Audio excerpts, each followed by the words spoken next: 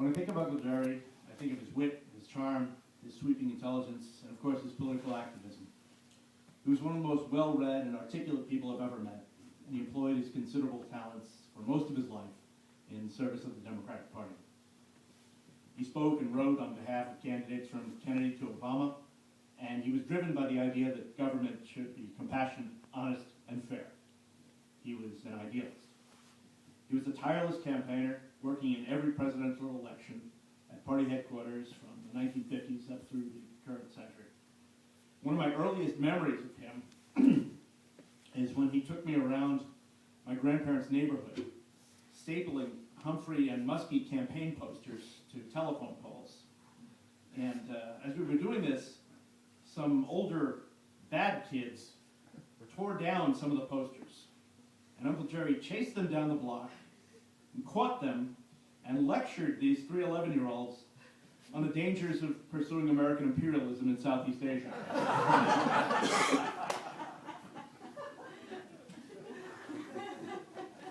They gave back the posters, and Uncle Jerry made them promise not to let their parents vote for Nixon.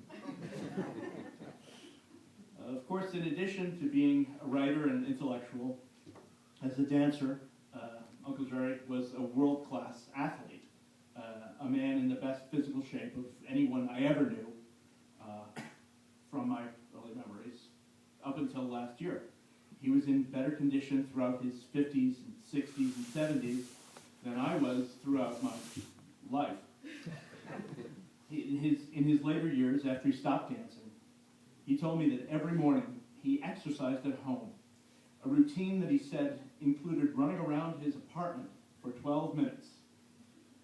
I never witnessed this event, but I always enjoyed picturing it because his place is so filled with furniture and antiques and tchotchkes that he must have constantly been dodging things and spinning around all that stuff while he ran through the apartment in his black socks. And I'm going to keep things